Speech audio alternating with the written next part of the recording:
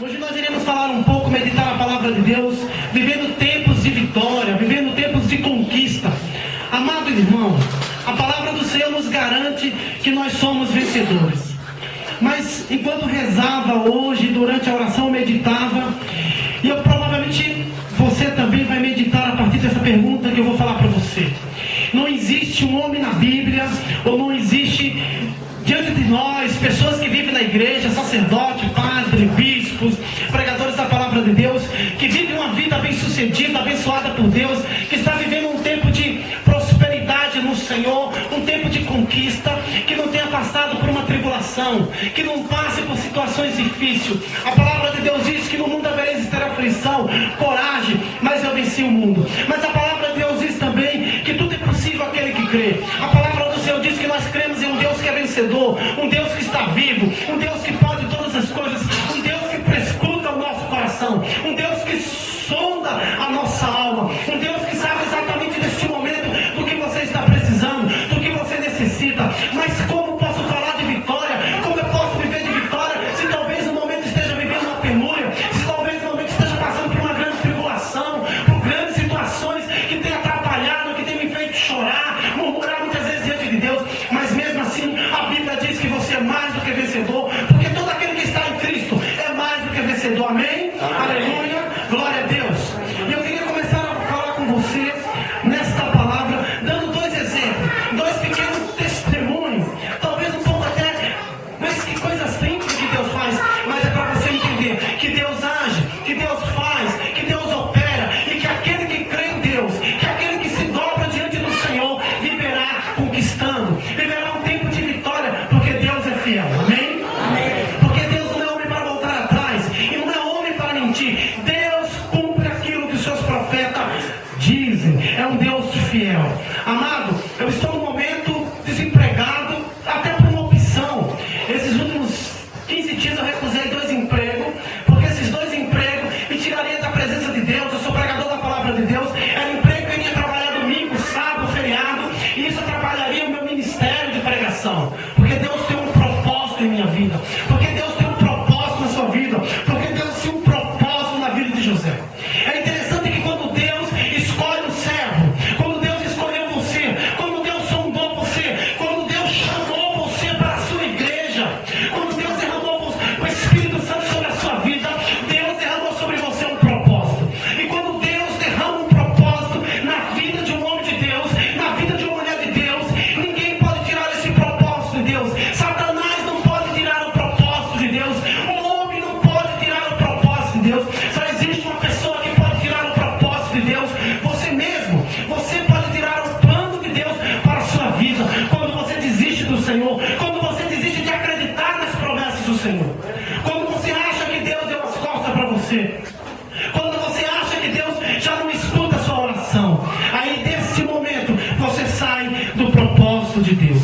Mas como que pode? Um pai de família que precisa sustentar a sua família, que tem necessidade, que é casado, que tem 2 filhas, que precisa, pagar as suas contas e recusa o emprego, porque eu acredito em um Deus que é poderoso, porque eu creio que um Deus que provém, porque acredito que Deus tem um propósito na minha vida, e que o emprego que eu necessito, que eu tenho orado, é um emprego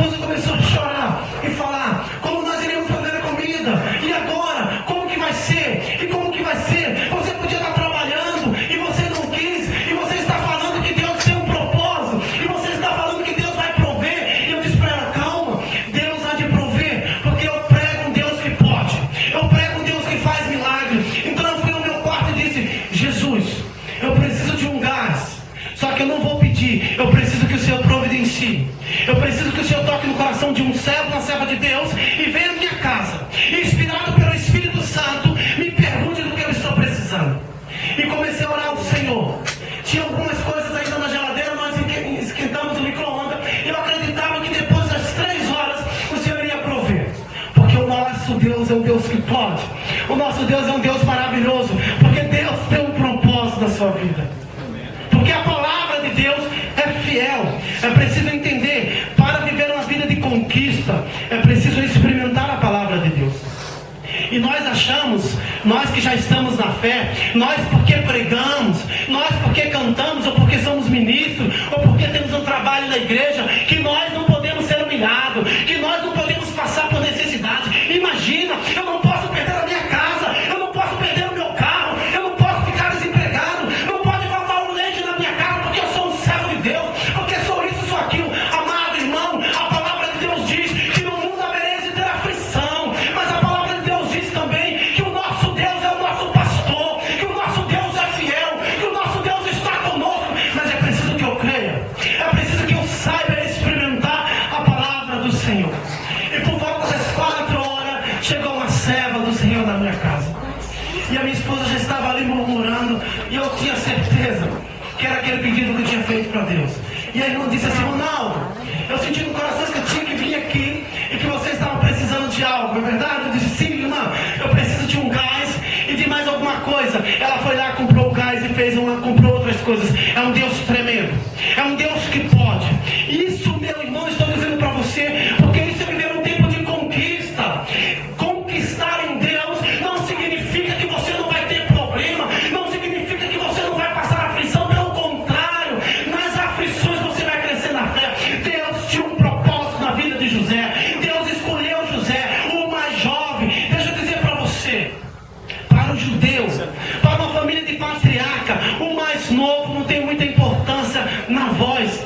Imagina uma família de 11, de 12, imagina o mais novo, ninguém vai escutar o mais novo, porque existe uma hierarquia no judaísmo. O mais novo não tem importância, e o mais novo jamais vai dominar o mais velho, jamais vai herdar o lugar do pai. Mas Deus quis escolher José, Deus tinha um propósito, então Deus tinha um plano na vida de José, e Deus coloca um sonho em José. Imagina José chegando para os seus irmãos e dizendo: olha, eu tive um sonho, e eu vou ser o chefe, eu tive um sonho, Deus me mostrava grande, Deus me mostrava vocês se prostrando, e aquilo criou um ciúme no coração da família de José. Se os irmãos de José já não gostavam dele, porque era o filho que o pai mais amava, era o filho da velhice, e José tinha um propósito. Deus tinha um propósito na vida de José, Deus tinha um plano. Deus queria treinar José para ser um grande vencedor, para ter grande conquista. Mas para vencer é preciso passar pela cruz. Para você ir para uma guerra, de repente você está no exército, para você ser um soldado, você precisa ser bem preparado. E na vida é assim. Se você quer passar no vestibular, você precisa estudar. Se você quer passar no Enem, você precisa estudar. Se você quer fazer uma faculdade, você precisa estudar. Você precisa se esforçar. Nada cai do céu, você é treinado. O mundo nos treina, e a palavra de Deus nos diz através de José que o Senhor nos prepara, o Senhor nos treina para grandes conquistas. E o Senhor hoje vai treinar você, ensinar a você como conquistar no Senhor, como permanecer firme no Senhor, como estar consciente que Deus nos ensina. Mas é interessante que a palavra de Deus também diz que tudo concorre para o bem daquele que ama Deus. Amados, vamos pensar agora. Talvez você esteja passando por um momento difícil na sua vida, e tenha murmurado, e está chorando, está lamentando. Mas como pode Deus esquecer de mim? Mas a palavra de Deus diz que tudo concorre para o bem daquele que ama Deus. Que homem de Deus é você? Que mulher de Deus é você? Que fé que você professa? Se a palavra de Deus está dizendo que tudo concorre para o bem daquele que ama Deus, que Deus não é homem para mentir, que Deus não é homem para voltar atrás, que mulher de Deus é você, que homem de Deus é você. Se a palavra de Deus diz que eu já fui jovem, hoje sou velho, e jamais vi um filho de Deus mendigar um pão, a palavra de Deus nos garante vitória. Mas a palavra de Deus não diz que você não vai sofrer, que você não vai passar penúria, que você não vai morrer, que você vai perder pessoas que você ama. E isso a palavra de Deus não diz. Ela te diz que você vai vencer, que Deus vai preparar você. E é assim com a vida de José. Imagina José muito jovem, sonhando, e Deus falando com ele. Quando Deus chamou você, quando Deus batizou você no Espírito Santo, quando Deus tirou você da vida que você tinha, e trouxe você para a vida que você tem. Deus deu profecia para você. Você começou a ter visualizações. De repente você sonhou: eu vou ser um pregador, eu vou casar, eu vou fazer uma faculdade, eu agora estou em Jesus. E houve aquela alegria, e você começou a servir, né, dentro de um grupo de oração. E de repente você teve filhos e casou, e esperava que o seu casamento fosse um casamento abençoado. E de repente o seu casamento não deu certo, e você não entendeu, de repente se separou, não sei. E foi assim, e você começou a estudar e não conseguiu pagar a faculdade, perdeu o emprego.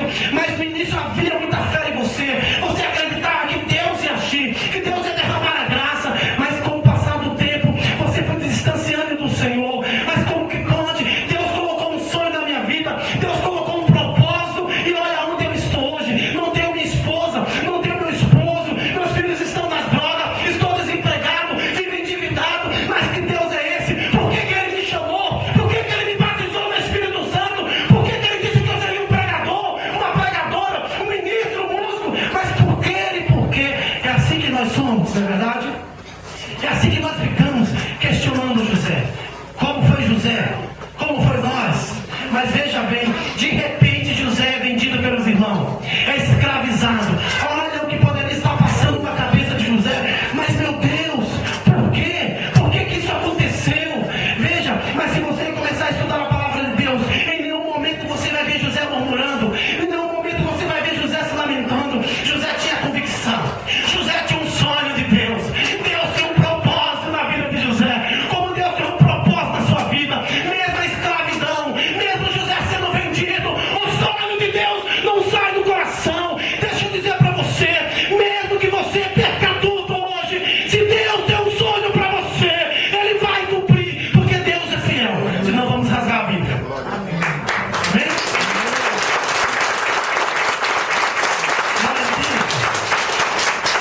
Mas o homem de Deus, a mulher de Deus, mesmo na tribulação, a bênção do Senhor está sobre ele. E José, na casa do seu Senhor, havia a unção de Deus na vida de José. E o seu Senhor, o homem que comprou ele, sabia, percebia: José é diferente, esse meu escravo é diferente, como ele é sábio, como ele é diferente. E José, com a unção de Deus, mesmo na tribulação, mesmo passando por humilhações e decepções, Deus estava com ele, Deus estava honrando. É preciso entender que em tempo de tribulação, muitas vezes nós não conseguimos enxergar Deus. Olha aqui para mim, em tempo de tribulação, você não pode olhar a tribulação com o seu olhar, você não pode meditar com seus pensamentos. Em tempo de tribulação, é preciso que você permita que Deus olhe por você. Em tempo de tribulação, é preciso que você permite que a palavra de Deus medite por você. Porque na tribulação ficamos surdos, na tribulação ficamos amargurados, na tribulação muitas vezes ficamos incrédulos, questionando Deus. Na tribulação, amado irmão, é um tempo de treinamento. Mas se você não estiver preparado, se você não estiver alicerçado na palavra do Senhor, você não suporta, você não aguenta e perde a graça do Senhor. Deixa eu dizer para você, mais uma vez repetir para você: o propósito de Deus Satanás não tira, o propósito de Deus nenhum homem pode tirar. Só você pode parar o propósito de Deus. Quando você deixa de acreditar na palavra, quando você deixa de acreditar no projeto que Deus colocou no seu coração. Eu disse no início que tinha duas coisas para falar, e recebi o aviso que minha luz já seria cortada, e minha esposa ficou nervosa novamente. Glória a Deus, né? Com toda razão. Aí eu disse para o rapaz: eu espera só umas 3 horas, que o Senhor vai prover. O cara olhou assim meio estranho, imagina, né? Mas o cara foi bondoso, esperou. E eu fui ao quarto novamente orar, e pegava o Salmo 22 e dizia: Senhor, o Senhor é o meu pastor. Então se o Senhor é o meu pastor e nada me faltará, não posso ficar sem luz, que está frio. Como vamos tomar banho? E eu creio que o Deus é o Deus da providência. Passando mais ou menos 30 minutos, fui para uma reunião na igreja e recebi um telefone: irmão Ronaldo, olha, tem um serviço para você prestar aqui, são 5 dias. E eu vou fazer o seguinte: olha, eu já vou te dar o adiantamento. Glória a Deus. Deus é fiel! Amém? Deus é fiel! Porque tudo concorre para o bem daquele que ama a Deus. Agora imagina seu Senhor, o Senhor de José, chegando para o José e dizendo: olha, José, você é um menino bom, um homem bom. Você pode tudo na minha casa, mas eu vou pedir uma coisa: só não toque em minha mulher, porque eu não tenho vocação de corno. Olha, José, vou viajar. Você pode fazer tudo, mas não toque em minha mulher. José era um homem muito belo, era um homem muito inteligente. Então a mulher do seu Senhor se apaixonou por José.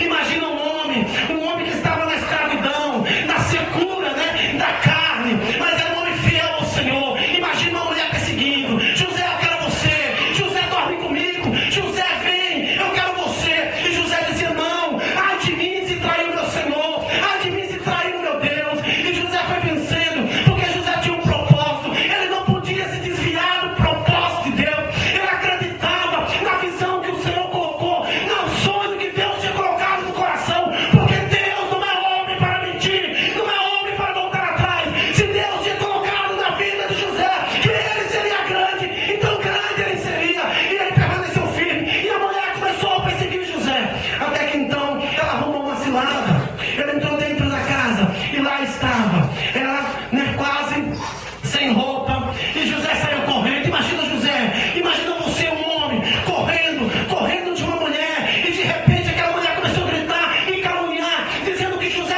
tinha tentado agarrá-la. José mais uma vez deve ter pensado: vou voltar para a escravidão de novo, vou voltar para a prisão. Olha a tribulação.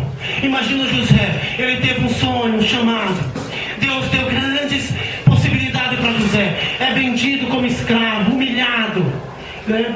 Da escravidão, teve a oportunidade do seu Senhor, um homem que comprou, dar algumas mordomias, porque a unção de Deus estava sobre ele. De repente, aquele momento de fartura, aquele momento de refrigério caiu. É assim conosco, irmão. Nossas vidas vai ser assim. Há momentos da nossa vida que vamos estar na graça, glorificando o nome de Jesus, mas há momentos que vamos estar também no por baixo, para aprender a crescer, para saber louvar a Deus, para aprender a glorificar o nome do Senhor e crer na sua palavra que diz que tudo concorre para o bem daquele que ama a Deus. Amém? É a palavra de Deus. Ou eu creio nisso, eu rasgo a Bíblia, eu deixo de pregar, ou eu deixo de servir. É preciso caminhar com o Senhor.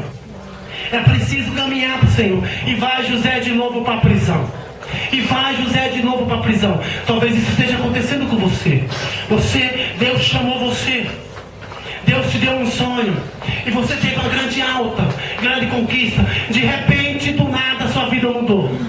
Sua vida mudou e veio de novo. Mas meu Deus, vai acontecer tudo de novo. O porquê que vai acontecer isso?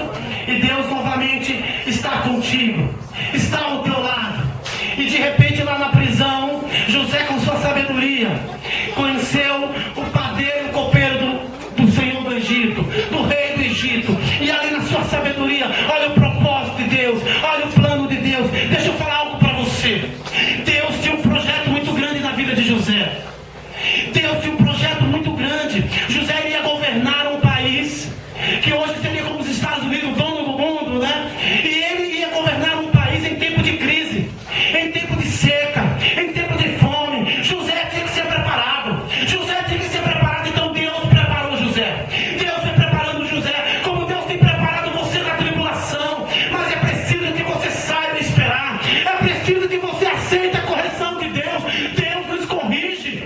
Deus nos corrige, porque muitas vezes nós não conseguimos ouvir. Muitas vezes nós não nos tocamos que é preciso mudar. É tempo de mudança. E quando o orgulho não permite que eu mude, Deus vem nos corrigir. Deus vem nos direcionar. E de repente, José, na sua sabedoria, diz para o copeiro: olha, quando estiver com teu rei, numa oportunidade, lembra-te de mim. E o rei começou a ter sonhos, e chamou todos os sábios da época, e ninguém conseguia falar que sonho era aquele, interpretar. É assim também no tempo de tribulação. Muitas pessoas vão aparecer para nós, querendo dar solução. Olha, faz isso, faz aquilo, muda de igreja, faz isso e faz isso. Não, você precisa permanecer na palavra do Senhor, no sonho do Senhor, no projeto do Senhor. Você precisa acreditar que Deus está na direção. E aí José é apresentado ao rei, e José consegue interpretar o sonho, e José começa a conquistar o coração do rei. E a palavra de Deus diz que José se torna ministro do Egito. Eu queria que você lesse a palavra de Deus no capítulo no capítulo 41, diz assim, no versículo 37. Essas são as palavras quando José foi empossado, tomou posse como primeiro-ministro, como o segundo homem mais importante do Egito. Essas palavras agradaram o faraó e toda a sua gente. Poderíamos, disse ele, encontrar um homem que tenha tanto como este o Espírito de Deus. Olha Deus novamente honrando a vida de José. Olha Deus trazendo aquilo que outrora talvez tenha passado na cabeça de José, que não ia acontecer mais. E é assim que Deus vai fazer com você. Mas é preciso que você permaneça no Senhor.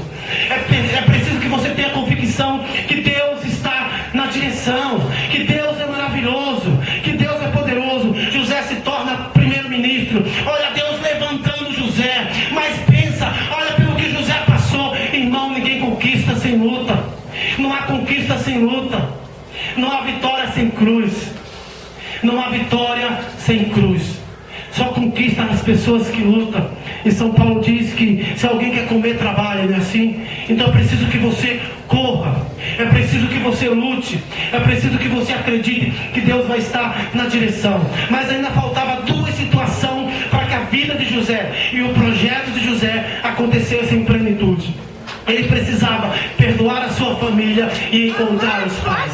E olha, mais uma vez, Deus deu a oportunidade de treinamento de José. Porque para que José fosse o segundo homem do Egito mais importante, ele precisava ter um coração que perdoa. Ele precisava perdoar a sua família. E José teve a oportunidade diante dos seus irmãos, que veio até o Egito buscar comida. E Deus deu ali a oportunidade de José perdoar. José perdoa os seus irmãos. José se torna ainda mais grande, porque o perdão nos faz grande. E houve ali a segunda situação. José encontrou com o seu pai.